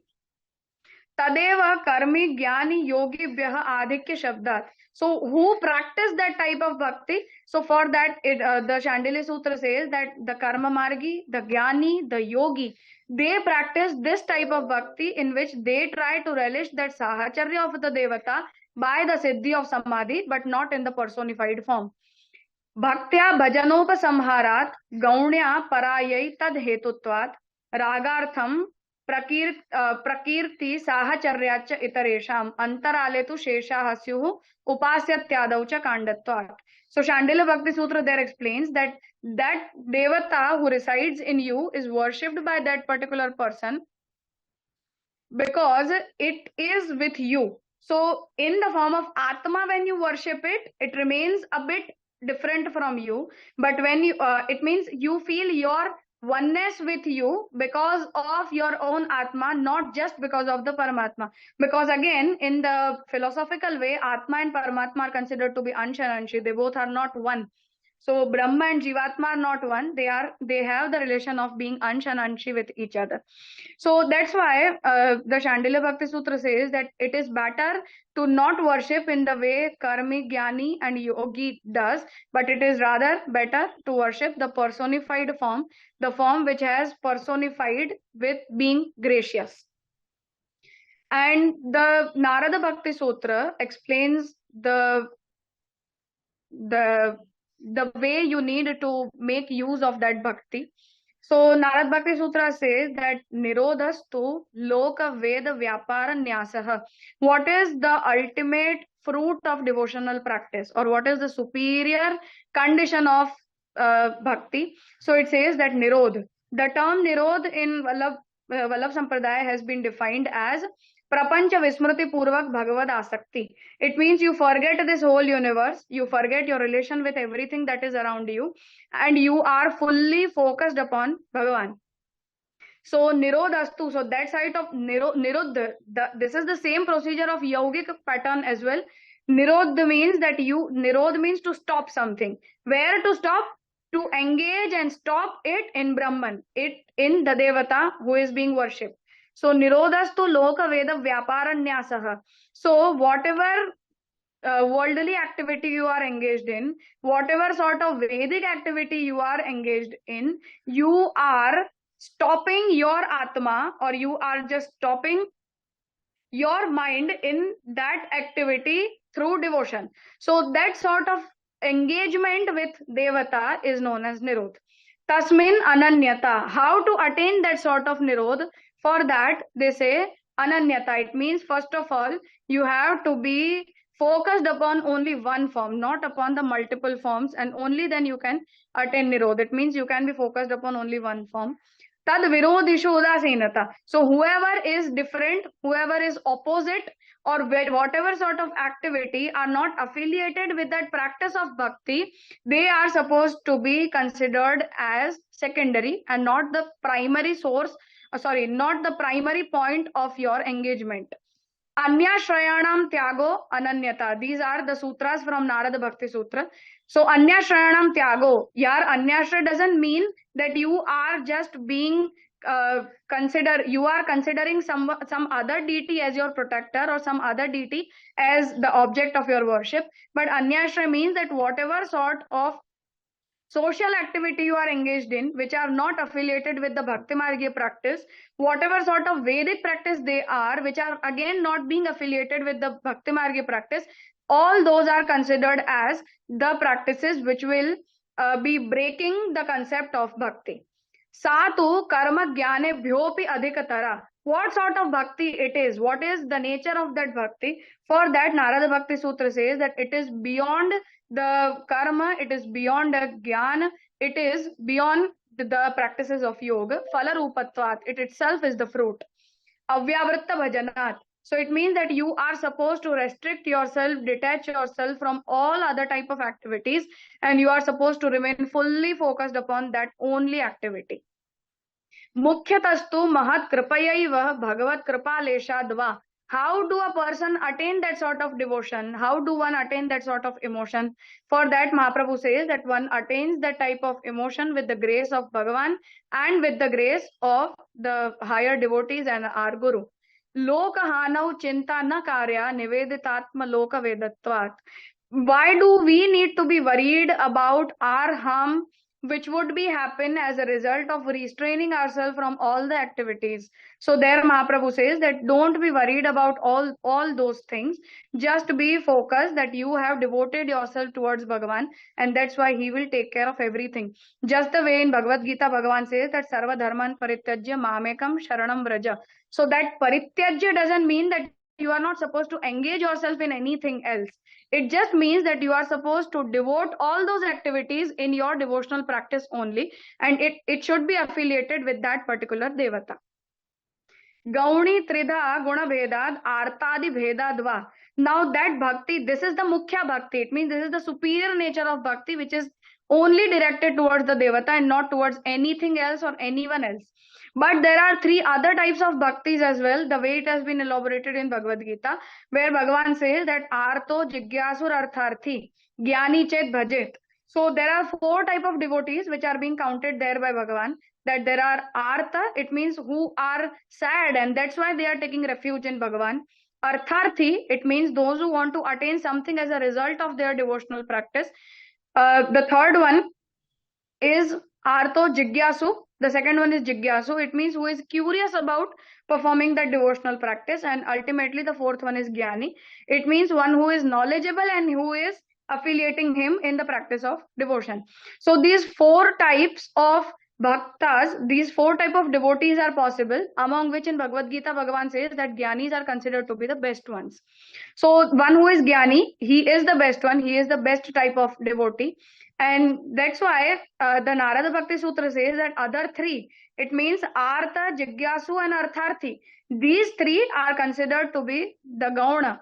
They are bhakti, which is as a result of some sort of expectation, as a result of some sort of mental satisfaction only, not for the attainment of ultimate fruit, which is Bhagavan himself. That's why that nature of bhakti is considered to be Gauna. It is not the Mukhya Bhakti, it is a secondary Bhakti. Sarvada sarva bhavena nischintitaihi bhagavaneva bhajaniyah. So what should be the superior nature of bhakti? For that, Narad Bhakti Sutra says that always, with all the emotions, by not being anxious at all, not being worried about anything at all, just worship Bhagavan. Sakirtya manaha shigrameva avir bhavati. So once you start glorifying that form, that devata will be in front of you as soon as possible. Anubhavayati cha bhaktan. He will be responding to your devotion. He will soon be responding to your devotion. Guna Mahatmya Sakti, Smarana Sakti. Now, what should be the flow of that devotion? For that, Narada Bhakti Sutra says, Guna Mahatmya Sakti. It means, first of all, you need to be attached with the glory of Bhagavan, with the attributes of Bhagavan, with the characteristics of Bhagavan. Smarana Sakti. You should be habituated of remembering Bhagavan. Rupa Sakti. You should be habituated of relishing the form of Bhagavan, the personified form. Puja Sakti. You should have the emotion of being fully engrossed into the worship of Bhagavan. Dasya Sakti. You should relish being a servant of Bhagavan. Sakhya Sakti, it means you should have the emotion of doing everything for Bhagavan out of your own heart. It should not be out of compulsion, but the way we have that friendly emotion for people and we allowed to do everything for them with our own heart, same way, that way we need to have Sakhya Sakti. It means we need to love Bhagavan out of our own nature. Vatsalya Sakti, we should have motherly emotion towards Bhagavan. Atma Nivedana Sakti, we should be devoted towards Bhagavan wholeheartedly. Tanmayata Sakti, our mind should be engrossed in Bhagavan in all the ways. Parama Viraha Sakti Rupa, whenever we are away from Bhagavan, we should feel that emptiness in us. Ekadhapi ekadashada bhavati. So we were discussing about Navadha Bhakti. Here Narad Bhakti Sutra is explaining 11 limbs of Bhakti. So he says that in spite of that emotion of love being of one, it means it is ekada. Bhakti is only one, but its execution happens in 11 ways. So all these 11 limbs are for explaining the aspect of devotion which is to be directed towards the deity. And that's how Narad Bhakti Sutra is explaining that this is the procedure of being devoted towards Bhagavan, which ultimately leads towards the development of Bhagavan and towards the personification of Bhagavan and response a devotee attains from Bhagavan's end. Just an observation, there is a question. The usage of phrase Nirakar form is very paradoxical in nature. I understand this is due to the usage of Angrezi as the medium. Maybe we should come up with a more appropriate phrase to communicate this idea in English. Actually, it is considered as paradoxical, but Nirakarta and Sakarta, they both are philosophically not paradoxical things. The way I said that one Nirakar means a Sarvakar. The Nirakar is also explained as Sarvakar. So one who is in form of everything, that's why it doesn't has a particular distinguished form, or it doesn't have a fixed nature of form. So Nirakarta and Sarvakarta, they both are synonymous to each other. And that's why I don't find it to be much bad usage. Is Ansha Anshi be equated or same as Avyaya Avyavi Bhav? No, Ansh and Anshi are not equated. The example of Ansh and Anshi is the fire and the sparkles. So Avyavi Bhav is a bit different thing, but Anshanshi Sambandh is about the fire and the sparkles, or the ocean and its drop, like that. Or is there a subtle difference in the way propounded by Shri Vallabhacharya? Yeah, but this is going to be a core philosophical discussion. So within this topic, I don't want to get engaged into that aspect. But yeah, it is a different thing. Is there an exposition on Narada Bhakti Sutras and Shandilya Bhakti Sutras by Vallabhacharya or other acharyas in the Sampradaya? Is there a text in the Sampradaya on the Sutras? No, there is no as such in particular commentary or a sutra on Narad Bhakti Sutra or Shandilya Bhakti Sutra. But Mahaprabhu has used the excerpts of Narada Bhakti Sutra in many ways. And the way we see that Narad, the definition of bhakti has also been accepted, quoted from Narada Pancharatra only. And the way bhakti as a ras has been explained in these sutras, that Bhakti Rasattvad by Acharya of Vallabh Sampradaya has elaborated this aspect of bhakti from its base of Narad Bhakti Sutra and Shandilya Bhakti Sutra both. I hope this answers your question. And yeah, here I'm concluded with this session's topic, where we got into the origin of bhakti, the concept of bhakti, the practice of bhakti, and various formats of bhakti, and Mahaprabhu's opinion on all those types of bhaktis. And now in the afternoon session, I'll be going into the detailed explanation of in specific Sampradayic format of Pushti Bhakti as per Vallabh Sampradaya. Thank you very much, Maitri ji. And I think you have already answered all the questions. I find the whole bhakti to be very, very interesting. And it's not just the Vaishnava Sampradayas, but even you already know this. that even in Advaita Sampradaya, Acharyas such as Sri Madhusudana Saraswati and others, they have argued for bhakti as a independent Purushartha. Yeah. And and bhakti as a Parama Purushartha, or the only Purushartha, saying that Dharmartha, Kama, Moksha are actually means of expression of bhakti itself. Actual Purushartha is bhakti.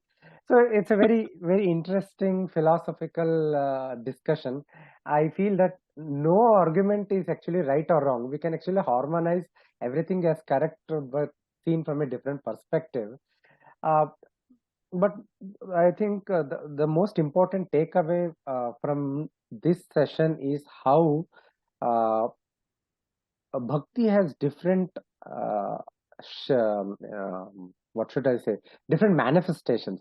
As a in a yagnika sense in the Veda, in the sense of then upasana in meditation, dhyana, and then upasana, devata upasana, and ritualistic tantrika upasana, and then in the next session you will be speaking about pushti, but it's basically about bhakti yoga, bhakti as a yoga, bhakti as a in practice.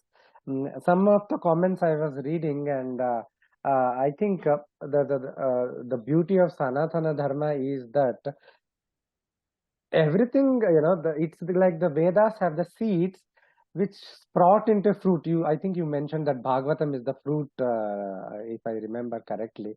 So this whole idea of bhakti is embedded in some format in the Veda, but then the various acharyas have taken it out, have taken the rasa out, pressed it out. So you brought all these things in a very beautiful manner. So I thank you very much on the behalf of entire Indika Moksha and all of our audience. And we'll meet up again in the afternoon. And if there are any more questions, people can ask it in the afternoon session also. They can reflect over what we discussed just now. Do you have any final comments? No, just what I actually wanted to, I mean, though it is very clear that I can just go on speaking about the Sampradayik format, but Mahaprabhu likes to reach out beyond that Sampradayik format by equating everything, just the way you said that there is no argument which is right or wrong. So it is about finding the origins. So it is not so that any acharya in Sanatan tradition have exclusively attained anything or developed anything on their own, but they are trying to equate itself out of the Vedic concepts only. So what I personally believe is that we should always try to find the origins so that we can execute in a proper way and we can find other people who are executing that same concept or emotion in some other way. So the way we feel, okay, karma marg and bhakti marg are quite different from each other. But when we see that no, that same person is expressing his emotion towards the devata to the format of yagya, we can understand that okay, I am involved in Pauranic or Tantriki Bhakti, and that person is involved in the Yagit format of Bhakti. But that emotion and the concept of love of expressing that Atmarati is same within both of us. So Mahaprabhu wanted to target that aspect, and that's why in Tattvadip Nibandh he is going on explaining that hierarchy of the development of bhakti, which ultimately concludes on Shrimad Bhagavat and then in the Sampradayik format. And then in the likewise of what you said, in Viveka Chudamani, Shankaracharya defines bhakti as Atmanusandhana. Anusandhana and focusing and meditating and contemplating upon Atma itself as bhakti. So there is so much commonality, I think. Rather than seeing the difference, if we pick up the common thread, then everything becomes, the puzzles all set. The all pieces will fall in. Yeah.